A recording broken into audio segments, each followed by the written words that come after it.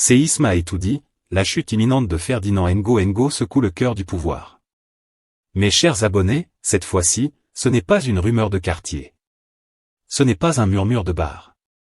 Ce n'est pas un simple remaniement administratif. C'est un séisme. Un séisme politique dont les secousses se ressentent déjà dans les couloirs feutrés d'Etoudi. Le départ de Ferdinand Ngo de son poste de secrétaire général de la présidence se confirme de plus en plus, et avec lui, c'est tout l'équilibre fragile du système qui tremble. Au Cameroun, on dit souvent. Quand le baobab commence à pencher, même les oiseaux changent de branche. Pendant des années, Ngo a été présenté comme l'homme fort du palais, le verrou administratif, le gardien des secrets les plus sensibles du régime de Paul Biya. Aujourd'hui, les lignes bougent. Les alliances se recomposent. Les regards se détournent. Ce n'est pas une simple rotation de fauteuils. C'est un signal. Un signal que la guerre de succession n'est plus théorique. Elle est active. Vivante. Fébrile. Ne partez surtout pas, car ce reportage va vous plonger dans un univers de calculs froids, de dossiers confidentiels, de loyauté fragile et de rivalité souterraine. Ici, chaque mouvement compte. Chaque silence signifie quelque chose. Chaque apparition est un message codé. Ce que vous allez entendre ne relève pas d'un banal jeu politique. C'est une recomposition du sommet. Une bataille de survie. Une redistribution des cartes dans un système qui a longtemps fonctionné par équilibres invisibles. Avant d'aller plus loin, prenez une seconde. Likez cette vidéo. Abonnez-vous à Kame News. Activez la cloche de notification pour rester à la une des coulisses du pouvoir. Parce qu'ici, nous ne servons pas une actualité fade et sans saveur. Nous vous la livrons bien épicée, analysée, décortiquée, avec ce ton satirique à la camerounaise même sérieux, mais lucide. Dites-nous déjà en commentaire. Le départ de Ngo marque-t-il la fin d'une ère ou le début d'un règlement de compte au sommet? Restez bien avec nous. Ce que vous allez découvrir dépasse largement un simple changement de poste. Partie 1, Motaz contre Mekou, le duel des héritiers de circonstance. Mes chers abonnés de Kame News, au Cameroun on dit. Quand deux crocodiles se disputent le fleuve, les poissons se cachent. Aujourd'hui, le fleuve s'appelle le pouvoir. Et les crocodiles ont pour nom, Louis-Paul Motaz et Evou Mekou. Ce duel, mes chers compatriotes, n'est pas un simple malentendu administratif. C'est une bataille stratégique pour un poste clé, le secrétariat général de la présidence de la République. Un poste discret sur le papier, mais explosif dans la réalité. Le SGPR, le cœur invisible du pouvoir. Pour ceux qui pensent que le SGPR est un simple bureau avec des dossiers et des stylos, détrompez-vous. Le secrétaire général de la présidence, c'est la tour de contrôle. C'est lui qui filtre. C'est lui qui coordonne. C'est lui qui transmet. C'est lui qui influence. Dans un système centralisé comme celui construit autour de Paul Biya, ce poste devient pratiquement le poumon administratif du régime. Et quand un poste devient stratégique, il attire les ambitions. Motaz, l'argentier qui ne veut pas lâcher. D'un côté, Louis-Paul Motaz. Ministre des Finances. Gestionnaire des équilibres budgétaires.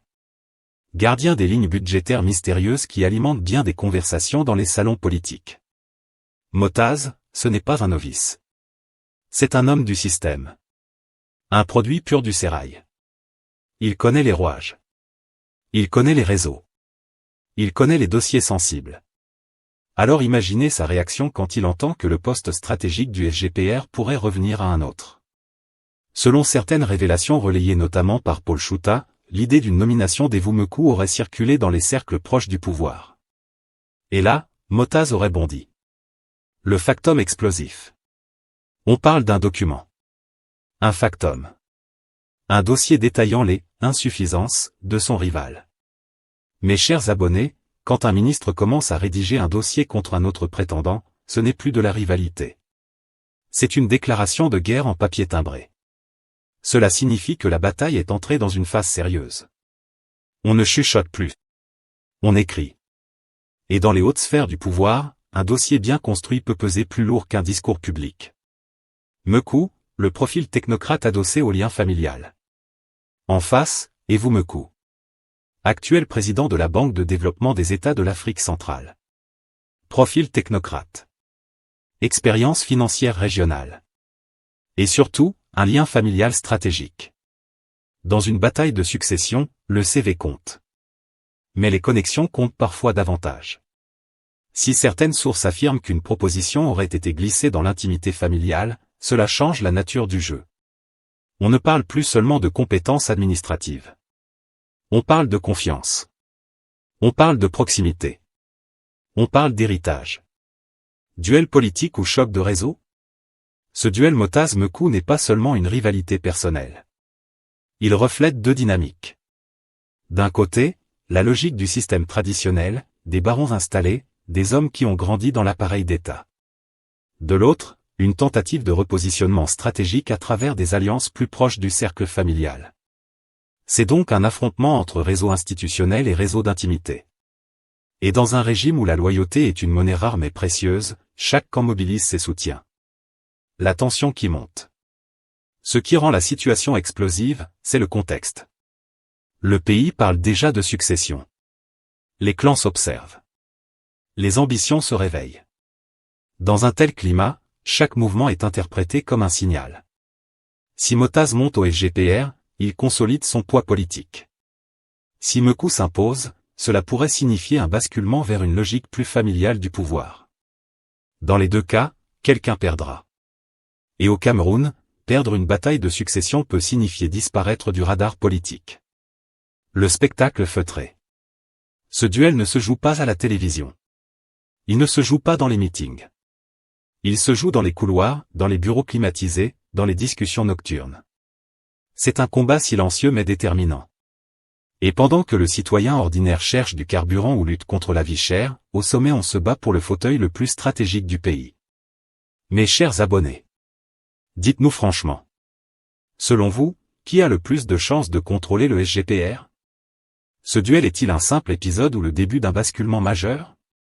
Le système peut-il survivre à une guerre interne prolongée? Écrivez en commentaire. Likez cette vidéo. Abonnez-vous à Kamé News, parce que chez nous, on ne regarde pas seulement le match, on analyse les stratégies des joueurs. Car au Cameroun, mes frères et sœurs, quand les crocodiles s'affrontent, ce n'est jamais pour l'eau, c'est pour la rive. Partie 2, l'anniversaire des 93 ans, quand le gâteau devient champ de bataille. Mes chers abonnés de Kamé News, au Cameroun on dit. Quand la chèvre mange tranquillement, c'est qu'elle a déjà attaché le cabri. Le 93e anniversaire de Paul Biya n'était pas seulement une cérémonie protocolaire avec gâteau, bougies et photos officielles. Non. C'était un baromètre politique. Un révélateur. Un scanner géant posé sur le cœur du régime. Car au Cameroun, même un anniversaire présidentiel est un événement stratégique. Derrière le gâteau, les calculatrices. Sur les images officielles, on voit des sourires. Des accolades. Des costumes bien repassés. Des regards disciplinés. Mais dans les têtes? On ne compte pas les bougies. On compte les positions. Chaque présence est analysée. Chaque absence est interprétée. Chaque placement sur la photo devient un message politique. Qui était à droite du président? Qui était légèrement en retrait? Qui semblait trop détendu? Qui semblait trop crispé? Dans d'autres pays, un anniversaire est un moment familial. Au Cameroun, c'est une réunion stratégique déguisée en célébration. La famille entre officiellement dans le jeu. Ce qui a marqué cette séquence, ce n'est pas seulement l'âge symbolique du chef de l'État. C'est l'impression que la famille nucléaire a décidé de ne plus rester spectatrice. Depuis des années, les clans politiques, qu'on appelle ici la Nanga Connexion, le clan Bulu, et autres réseaux invisibles se disputent les leviers du pouvoir. Mais cette fois-ci, selon certaines sources, le cercle familial aurait estimé qu'il fallait sécuriser l'essentiel, la continuité. Et c'est là que le nom des Mekou surgit avec insistance. Un anniversaire devient alors une opportunité. Une discussion privée devient une proposition stratégique. Un moment d'intimité devient un levier politique. Mes chers abonnés, au Cameroun, même le gâteau peut avoir une saveur institutionnelle. Les sourires qui cachent les tensions. Regardez bien les images officielles. Tout semble calme. Mais derrière les regards polis, il y a des calculs froids. Car chacun sait que la question n'est plus « si ». La question est À 93 ans, le symbole est puissant. Le temps devient un acteur politique à part entière. Et quand le temps entre dans l'équation, les ambitions se réveillent. Certains veulent accélérer. D'autres veulent freiner. Certains veulent s'imposer. D'autres veulent bloquer. Et pendant que le public célèbre la longévité du chef, les stratèges mesurent la solidité du système. Le pouvoir et la peur du vide. Ce 93e anniversaire a surtout mis en lumière une réalité troublante. Le régime semble redouter le vide. Dans un système où tout est centralisé autour d'une seule figure depuis plus de 4 décennies, la moindre incertitude crée des ondes de choc. Qui tient réellement la machine? Qui signe? Qui influence? Qui décide en dernier ressort? L'anniversaire a révélé que la bataille ne se joue plus seulement dans les couloirs administratifs, mais dans les salons privés. Et quand la politique entre dans la sphère familiale, les règles changent. Le théâtre des apparences. Il faut comprendre une chose. Dans ce système, l'apparence est un outil. Un sourire peut être un message. Une accolade peut être une alliance temporaire. Une photo peut être une démonstration de force. Les 93 ans du chef n'étaient donc pas seulement une célébration biologique. C'était une démonstration d'existence politique. Je suis là. Le système tient. Rien n'a changé. Mais en réalité, tout bouge. L'effet psychologique. Au-delà des stratégies visibles, il y a l'impact psychologique. Quand un chef d'État atteint 93 ans au pouvoir, cela provoque 2 réactions. Chez les fidèles, la volonté de protéger l'héritage. Chez les ambitieux, l'envie d'anticiper l'après. Et c'est cette tension qui rend l'atmosphère électrique. Certains pensent que le moment est venu d'accélérer les repositionnements. D'autres redoutent qu'un faux mouvement déclenche une guerre ouverte. Ainsi, un simple anniversaire devient un accélérateur de dynamique latente. La symbolique du temps. 93 ans, mes chers abonnés, ce n'est pas qu'un chiffre. C'est un signal. Le temps biologique ne se négocie pas. Le temps politique, lui, peut être ralenti, mais pas suspendu indéfiniment. Et c'est là toute la question. Le système prépare-t-il réellement la transition? Ou se contente-t-il de gérer l'instant? Mes chers abonnés, dites-nous en commentaire. Pensez-vous que cet anniversaire a marqué un tournant discret dans la bataille de succession? La famille doit-elle intervenir directement dans la gestion du pouvoir? Ou assistons-nous simplement à un théâtre politique parfaitement maîtrisé? Likez cette vidéo si vous aimez nos analyses sans langue de bois. Abonnez-vous à Kamé News pour ne rien manquer des coulisses. Car au Cameroun, mes frères et sœurs, même les bougies peuvent éclairer des ambitions, et parfois brûler des carrières. Partie 3, Franck Biya, l'héritier silencieux ou le joker du système. Mes chers abonnés de Kamé News, au Cameroun, on dit souvent: quand le père garde la clé, le fils regarde la porte. Dans cette guerre de succession qui secoue les couloirs du pouvoir, un nom revient sans jamais être officiellement prononcé, un visage apparaît sans jamais s'exprimer politiquement, Franck Biya. Il ne fait pas de meeting. Il ne donne pas d'interview politique. Il ne revendique rien publiquement. Mais il est là. Présent. Observateur. Silencieux. Et parfois, au Cameroun, le silence d'un fils peut être plus bruyant que les discours de 10 ministres. L'héritier naturel ou l'héritier supposé. Dans les cercles du pouvoir, beaucoup murmurent que Franck Biya serait le successeur naturel de son père, Paul Biya. Naturel selon qui? Selon la Constitution? Non. Selon un congrès du parti? Pas vraiment. Selon une investiture officielle? Jamais. Mais dans l'imaginaire collectif, l'idée s'est installée. Et c'est là toute la subtilité du système. On ne confirme rien, mais on ne dément rien non plus. Le nom circule. Les hypothèses s'enchaînent.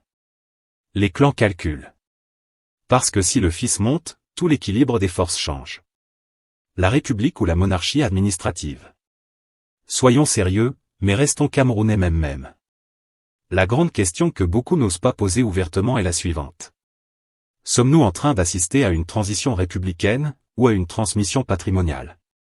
Dans une république classique, les ambitions passent par les partis, les urnes, les débats publics. Ici, l'hypothèse d'une succession familiale circule comme une évidence implicite. Ce n'est pas écrit. Ce n'est pas annoncé. Mais c'est discuté. Et pendant que certains rêvent d'une continuité dynastique, d'autres frissonnent à l'idée d'un précédent historique. Car si le pouvoir devient héréditaire dans les faits, que reste-t-il de l'esprit républicain? Le poste stratégique qui fait saliver. Dans cette bataille, le poste de secrétaire général de la présidence, SGPR, est au centre de toutes les convoitises. Et beaucoup estiment que si une transition devait être préparée en douceur, le SGPR serait le tremplin idéal. Alors imaginez la scène. D'un côté, Louis-Paul Mottas qui défend son territoire financier. De l'autre, et vous me coups poussés par des dynamiques familiales. Et au-dessus, plane l'ombre d'un possible héritier biologique. Si Franck Biya devait rentrer officiellement dans l'arène institutionnelle, ce serait un séisme politique. Car cela signifierait que le système a choisi la continuité interne plutôt que l'ouverture. L'observateur stratégique. Mais attention, mes chers abonnés. Le silence ne signifie pas l'inaction. Dans un système où tout se joue en coulisses, observer peut être plus stratégique qu'attaquer. Franck Biya n'a pas besoin de déclarations fracassantes. Sa simple existence dans l'équation suffit à influencer les calculs. Les clans hésitent. Les ministres temporisent. Les ambitions se modèrent. Parce que si le fils entre officiellement dans la danse, certains devront ranger leurs rêves au vestiaire. L'équilibre fragile du système. Le plus intéressant dans cette hypothèse, c'est l'effet domino.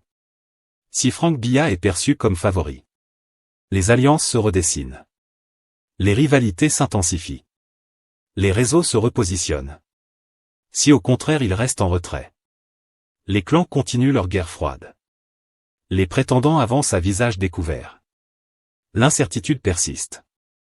Dans les deux cas, le silence du principal concerné alimente les spéculations. Une génération face à l'histoire. Il faut aussi voir un autre angle. Le Cameroun d'aujourd'hui n'est plus celui des années 80. La population est plus jeune. La société civile est plus connectée. La diaspora observe.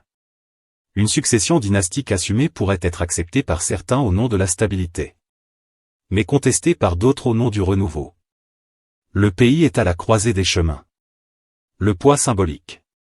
Au-delà des calculs politiques, il y a le symbole. Si le fils succède au père, ce serait la consécration d'un pouvoir qui traverse les générations sans rupture institutionnelle majeure. Si le fils reste en retrait, cela confirmerait que le système préfère l'ambiguïté stratégique. Dans tous les cas, Franck Biya est devenu un élément central de la narration politique, même sans discours. Mes chers abonnés, dites-nous franchement. Pensez-vous que Franck Biya prépare discrètement son entrée en scène? Ou est-il simplement instrumentalisé dans les rivalités de clans? Le Cameroun est-il prêt pour une transition familiale? Écrivez-nous en commentaire. Likez cette vidéo. Abonnez-vous à Kamé News, parce que chez nous, on ne regarde pas seulement le décor, on observe les ombres derrière le rideau. Car au Cameroun, mes frères et sœurs, parfois celui qui ne parle pas est celui pour qui tout le monde parle. Partie 4, le silence stratégique de Paul Biya. Le roi parle, en ne parlant pas. Mes chers abonnés, au Cameroun, il y a un proverbe qu'on devrait inscrire à l'entrée des tout-dits. Celui qui ne parle pas ne ment pas, mais il laisse les autres se battre pour ses silences. Depuis plus de 4 décennies, Paul Biya a élevé le silence au rang d'art politique.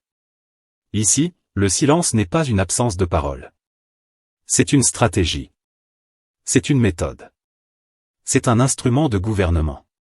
Pendant que les clans se regardent en chiens de faïence, pendant que les ministres s'observent comme des coqs dans une basse-cour présidentielle, le chef, lui, ne désigne personne. Il ne confirme rien. Il ne dément rien. Et c'est là que réside le génie, ou le drame. Le silence comme arme de pouvoir.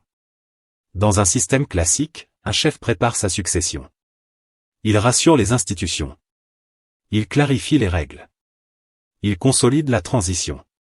Mais au Cameroun, mes frères et sœurs, la succession ressemble à un match de football sans arbitre visible. Chacun joue, chacun marque, mais personne ne sait qui valide le but. En ne désignant aucun dauphin officiel, le président maintient tout le monde en compétition permanente. Résultat? Personne ne dort tranquille. Personne ne se sent installé. Tout le monde dépend encore de lui.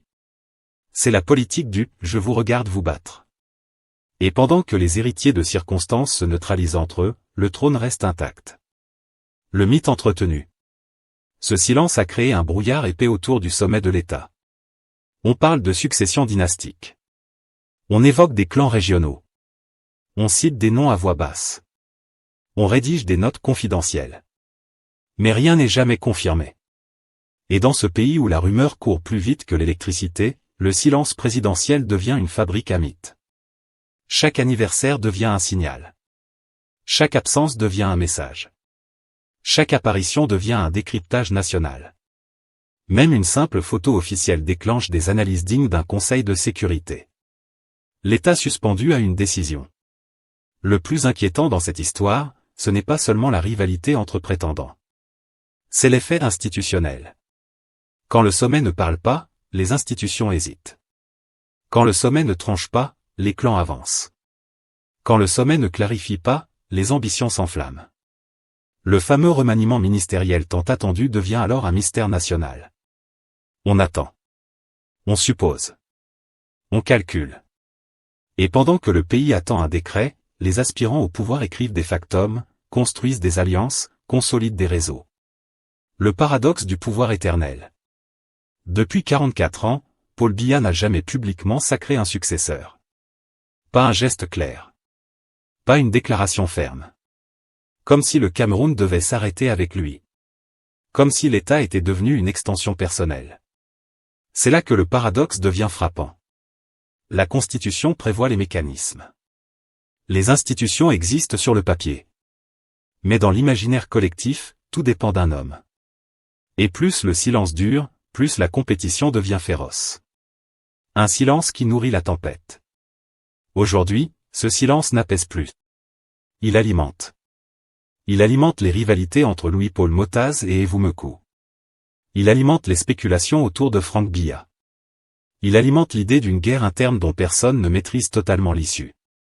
Car quand le chef ne parle pas, chacun interprète.